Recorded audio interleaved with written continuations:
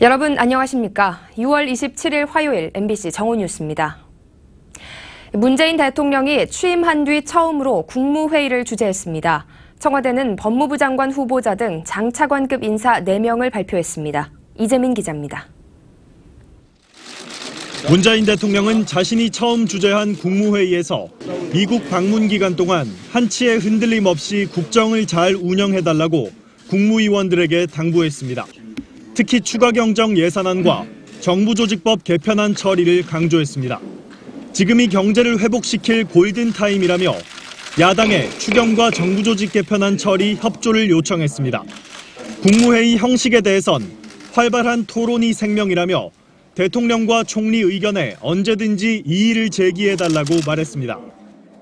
회의에선 정당 중앙당 후원회를 부활시키는 법안과 이른바 최순실 특검 공소유지 경비를 예비비에서 지출하는 안건, 세월호 참사 희생자 기간제 교사를 순직 인정 대상에 포함하는 시행령 개정안 등을 의결했습니다. 앞서 문 대통령은 안경환 후보자 사퇴 11일 만에 법무부 장관의 박상기 연세대 교수를 지명했습니다. 청와대는 박 후보자가 검찰과 사법제도를 개혁할 적임자라고 소개했습니다. 장관급인 국민권익위원회 위원장엔 박은정 서울대 법학전문대학원 교수가 발탁됐습니다. 미래창조과학부 1차관엔 이진규 미래부 연구개발정책실장, 차관급인 국가정보원 기획조정실장엔 노무현 정부 때 청와대 사정비서관을 지낸 신현수 변호사가 임명됐습니다. MBC 뉴스 이재민입니다. 문재인 대통령 취임 후 첫 한미 정상회담 등 미국 방문 일정에 윤곽이 잡혔습니다. 문 대통령은 전직 주미 대사들에게 자문을 듣고 순방기간 국정운영 대책을 논의하는 등 막바지 방미 준비에 집중했습니다. 김천홍 기자의 보도입니다. 문재인 대통령은 현지 시간 오는 28일 오후 미국 워싱턴 DC에 도착해 6.25 당시 장진호 전투기념비 헌화로 방미 일정을 시작합니다. 한미 동맹의 특별함을 강조하는 동시에 우리 대통령께서 가족사와도 연결되는 아주 중요한 상징성을 가지게 될 것으로 기대되고 있습니다. 트럼프 대통령이 주최하는 만찬과 정상회담 등 백악관 일정이 29일과 30일 이틀간 진행되고 양국 정상은 회담 후 공동성명과 공동 언론 발표를 할 계획입니다. 전직 주미 대사들은 청와대로 초청해 자문을 구했습니다. 외교 원로들은 문 대통령에게 너무 큰 결과를 기대해서는 안 된다. 특히 사드 문제에 대해선 공감대를 표하는 수준에서 답변하는 게 좋겠다는 등 다양한 조언을 건넸다고 청와대 관계자는 전했습니다. 하지만 문 대통령이 지난 23일 이른바 워싱턴 발언으로 문제가 된 문정인 통일 외교안보 특보와 대북 유화론자인 임동원 전 통일부 장관 등과 회동한 사실이 알려지면서 논란도 있습니다. 미국에 잘못된 신호를 줄 수 있다는 우려가 나왔지만 청와대는 다른 외교 원로들과 마찬가지로 자문을 구했을 뿐이라고 설명했습니다. MBC 뉴스 김천홍입니다. 지난 대선 때 문재인 대통령의 아들 준용 씨의 특혜 채용 의혹 증거를 조작한 혐의로 국민의당 당원이 어젯밤 긴급 체포됐습니다. 검찰은 이와 관련해 이준서 전 최고위원도 출국 금지시켰습니다. 오유림 기자의 보도입니다. 지난 대선 당시 문재인 대통령 아들 준용 씨의 취업 특혜 의혹의 증거를 조작한 혐의를 받고 있는 국민의당 당원 이유미 씨가 고개를 푹 숙인 채 서울 남부지검을 나섭니다. 누구 지시받고 제보 조작하셨습니까?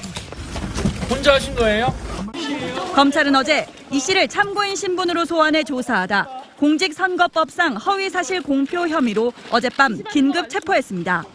이 씨는 준용 씨의 특혜 채용 의혹을 뒷받침하는 음성 녹음 파일과 SNS 화면 등을 조작해 국민의당 당직자에게 사실인 것처럼 보고한 혐의를 받고 있습니다. 국민의당은 음성 파일에 나온 준용 씨 동료는 이 씨의 친척인 것으로 파악됐으며 대화는 연기였다고 설명했습니다. 관련 증언이 담긴 SNS 메시지 역시 조작이라고 밝혔습니다. 이 씨는 지인에게 문자 메시지를 보내 당이 기획해 지시한 일이라고 억울함을 호소한 것으로 알려졌습니다. 검찰은 이 씨를 상대로 당 차원에서 개입했는지 등을 집중적으로 조사하고 있습니다. 이와 함께 검찰은 이 씨로부터 제보를 받아 당에 전달한 이준서 전 국민의당 최고위원을 출국 금지시켰습니다. MBC 뉴스 오유림입니다. 정치권에선 제보 조작 파문과 관련한 후폭풍이 거셉니다. 더불어민주당은 강력한 조치를 촉구했고 국민의당은 거듭 사과하면서도 특검 등을 통해 특혜 채용 의혹을 함께 조사하자고 주장했습니다. 이문현 기자의 보도입니다. 더불어민주당 박홍근 원내수석 부대표는 이번 파문에 대해 관련자들이 국민 앞에 석고대죄하고 거짓 없는 조사를 통해 응분의 조치가 취해져야 한다고 밝혔습니다. 또 이번 일은 선거 부정이자 지나칠 수 없는 중대 행위라며 당선을 목전에 둔 후보를 떨어뜨리기 위한 노골적인 정치 공작이자 대선 개입, 국기문란이라는 점에서 큰 충격이라고 목소리를 높였습니다. 어제 박주선 비상대책위원장이 긴급 기자회견을 열어 대국민 사과를 했던 국민의당은 오늘 법조인 출신의 재선 김관영 의원을 위원장으로 한 진상조사단을 꾸려 자체 조사에 나섰습니다. 국민의당 박지원 전 대표는 철저한 조사로 법적 조치를 취해야 하는 것은 당연하고 특검을 통해 특혜 채용 의혹 자체도 함께 규명하자고 말했습니다. 박 전 대표는 또 자신은 알지 못했고 안철수 당시 대선 후보도 몰랐을 것으로 확신한다고 말했습니다. 바른정당 이해운 대표도 이번 제보 조작에 당의 개입이 있었는지 여부를 밝히는 동시에 특혜 취업 의혹 진실도 함께 규명해야 한다고 말했습니다. MBC 뉴스 이문현입니다. 조희연 서울시 교육감이 외고와 자사고 일괄 폐지에 반대 입장을 나타냈습니다. 내일 일부 외고와 자사고의 일반고 전환 여부가 판가름 나는 가운데 긴장이 고조되고 있습니다. 이준희 기자가 보도합니다. 조희연 서울시 교육감은 한 언론과의 인터뷰에서 현 고교 체제는 다양성과 자율성을 키우는 방향이 잘못되어 있다며 외국어고와 자율형 사립고 폐지 입장에는 변화가 없음을 강조했습니다. 그러나 급격한 변화에 따른 예고되지 않은 불이익을 줄이려는 고민이 필요하다. 중장기적으로 악순환의 구조를 바꿔가야 한다며 일괄 폐지에는 사실상 반대 입장을 밝혔습니다. 섬세한 대책이 필요하다며 새 정부가 고민을 해야 한다고도 덧붙였습니다. 서울은 전국 자사고 46곳 중 절반인 23곳, 외고 31곳 중 6곳이 몰려있어 이번 발언이 어떤 영향을 미칠지 주목됩니다. 특히 내일은 서울시 교육청이 새 정부 들어 처음으로 서울외고와 자사고 3곳, 영훈국제중 등 5개 학교의 재지정 여부를 결론냅니다. 이런 가운데 자사고 학부모에 이어 외고 학부모들도 폐지에 반발하며 조직적인 대응에 나섰고 한국교원단체 총연합회는 외고 자사고 폐지 논란 등을 둘러싼 혼란이 거듭되고 있다며 교육부의 조속한 로드맵 제시를 촉구했습니다. MBC 뉴스 이준입니다. 트럼프 미국 대통령의 대표 정책인 수정 반이민 행정명령이 법원에서 잇따라 제동이 걸린 가운데 대법원이 일부 효력을 인정했습니다. 이슬람권 6개 나라 국민이 미국 내 개인과 진실한 관계가 있음을 설명하지 못할 경우 90일 동안 미국 입국이 제한됩니다. 워싱턴 현원섭 특파원의 보도입니다. 미 연방대법원이 이슬람 6개국 출신 국민의 입국을 제한하는 내용의 수정 반이민 행정명령 중 일부를 법정 분쟁이 끝나기 전이라도 발효할 수 있다고 판결했습니다. 이에 따라 이란과 시리아, 리비아, 예멘, 소말리아, 수단 출신의 국민이 미국에 있는 개인 또는 개체와 진실한 관계에 있음을 입증하지 못할 경우 90일간 입국이 금지됩니다. 대법원은 또 모든 난민의 미국 입국을 120일간 금지하는 조항도 일단 발효를 허용한다고 밝혔습니다. 이는 수정 행정명령의 발효를 모두 금지했던 연방 항소법원 2곳의 판결을 일부 뒤집은 것입니다. 트럼프 대통령은 성명을 통해 미국의 국가 안보를 위한 확실한 승리라고 만족감을 표시했습니다. The president was honored by the 9-0 decision that allows him to use an important tool to protect our nation's homeland. 트럼프는 자신의 대표 정책인 반이민 행정명령이 법원에서 잇따라 제동이 걸리자 지난 3월 일부 내용을 완화한 수정 행정명령을 발표했습니다. 이번 대법원 판결은 보수 성향의 고서치 대법관 합류로 대법원 이념 지형이 5대4의 보수 우위로 바뀐 데 따른 것으로 풀이됩니다. 미국 언론들이 트럼프 대통령의 승리라고 평가하는 가운데 대법원이 오는 10월 공판에서도 트럼프의 손을 들어줄지 주목됩니다. 워싱턴에서 MBC 뉴스 현원섭입니다. 미 서부 지역에서 40도 넘는 폭염이 계속되면서 기력이 떨어진 어르신들이 더위로 사망하는 사고가 잇따르고 있습니다. 외부 활동이 아니라 집안에 머문 채 숨진 사고도 발생했습니다. 로스앤젤레스에서 이주훈 특파원이 보도합니다. 지난주 미국 네바다주의 핸더슨에서 한 60대 흑인 여성이 집안에서 숨진 채 발견됐습니다.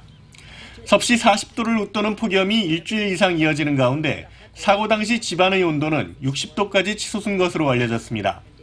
에어컨은 고장난 상태였습니다. And then there was nothing but hot air coming out of her vent. 경찰은 당뇨병을 앓고 있던 여성이 무더위를 견디지 못해 정신을 잃은 뒤 사망한 것으로 보고 있습니다.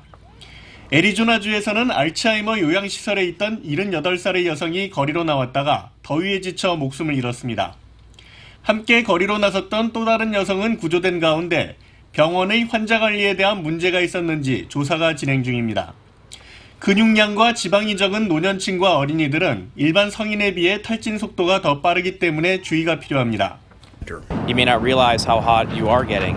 It can kill you. It absolutely can be dangerous. 미국 서남부에서는 고기압에 더운 공기가 갇히는 이른바 열돔 현상으로 이상고온이 계속되고 있는 가운데 일부 지역에서는 도로 표지판의 페인트가 녹아내리는 현상까지 목격되고 있습니다. 로스앤젤레스에서 MBC 뉴스 이주훈입니다. 검찰이 최순실 씨의 딸 정유라 씨를 오늘 오후 1시에 다시 소환해 조사합니다. 정 씨는 삼성의 지원 과정을 숨기기 위해 삼성이 처음 제공한 말 3마리를 다른 말로 바꾼 이른바 말 세탁 과정에 가담한 혐의 등을 받습니다. 앞서 검찰은 정 씨에 대해 이화여대 학사 특혜 혐의 등으로 2차례 구속영장을 청구했지만 법원은 범행의 가담 정도와 경위, 소명 정도 등을 이유로 모두 기각했습니다. 정부의 6.19 부동산 대책과 투기 단속에도 불구하고 이달 서울 아파트 거래량이 역대 최대치를 기록할 전망입니다. 서울 부동산 정보광장에 따르면 이달 25일 현재 서울 아파트 거래량은 1,589건으로 하루 평균 424건이 신고됐는데 6월 거래량으로는 사상 최대치를 기록했던 지난해 6월에 383건보다 40건 이상 많습니다. 이 추세라면 이달 서울 아파트 거래량은 12,000건을 훌쩍 넘어설 것으로 예상됩니다. 배우 이민호 씨가 자신의 얼굴을 무단으로 사용해 마스크팩을 판매한 업체와 드라마 제작사를 상대로 낸 소송에서 1억 원을 배상받게 됐습니다. 서울고등법원 조한창 부장판사는 이 씨가 드라마 제작사와 화장품 제조사 등을 상대로 낸 소송의 항소심에서 이 씨에게 1억 원을 지급하라고 판결했습니다. 이 씨와 소속사는 지난 2012년 드라마 제작사 측이 이 씨의 사진이 들어간 마스크팩을 출시하자 초상권 침해로 인한 손해를 배상하고 제품 판매를 못하게 해달라며 소송을 냈습니다. 계속해서 이 시각 증권 시황 전해드립니다. 네, 삼성증권입니다. 오늘 코스피는 개인의 순매수에 힘입어 2390선을 돌파하며 이틀 연속 사상 최고치를 경신했습니다. 이 시각 현재 코스피는 어제보다 3.46포인트 상승한 2392.12포인트를, 코스닥 지수는 4.4포인트 상승한 672.76포인트를 기록하고 있습니다. 투자 주체별 매매 동향을 보면 거래소 시장에서는 개인이 매수에 나서고 있습니다. 지난밤 뉴욕 증시는 은행주가 강세를 보인 반면 기술주가 조정을 받으면서 부진한 모습을 나타내며 혼조세로 장을 마쳤습니다. 시가총액 상위 종목에서는 아모레퍼시픽과 한미사이언스가 2% 넘게 오르고 있고 이마트와 GS 리테일도 상승 흐름을 이어가고 있습니다. 반면 SK텔레콤과 효성은 약세를 나타내는 가운데 업종별로는 등락이 엇갈리고 있고 유통보험업이 상승세를 기록하고 있습니다. 이 시각 현재 중국 증시는 내림세고 일본 증시는 상승하고 있습니다. 지금까지 삼성증권이었습니다. 지금 이 시간 이후에 외출하신다면 우산을 챙겨 나오셔야겠습니다. 오전 사이엔 곳곳에 해가 났지만요. 다시 국지적으로 강한 소나기가 쏟아지겠습니다. 서울 등 서쪽 내륙엔 10에서 40mm, 그 외 대부분은 5에서 20mm가량 예상되고요. 벼락이 치거나 돌풍도 불겠습니다. 당분간 비 소식이 잦겠습니다. 내일까지는 소낙성 비가 곳곳에 이어지겠고요. 모레 후반부터는 장마전선이 북상을 합니다. 아직 강수량이나 지역은 유동적이지만 좀 더 폭넓은 지역에 비가 내릴 것으로 기대되고 있습니다. 지금은 대부분 소강 상태를 보이고 있는데요. 대기가 여전히 불안정한 상태라서 곳곳에 소나기 구름이 다시 발달을 하겠습니다. 장마 전선은 내일까지는 제주 남쪽 먼바다에 계속 머물겠습니다. 오늘 오후부터 저녁 사이에도 국지적으로 강한 소나기가 쏟아지겠습니다. 덕분에 더위가 오늘도 심하지 않겠는데요. 한낮 기온 서울과 광주 28도, 대구도 28도를 보이겠습니다. 날씨였습니다.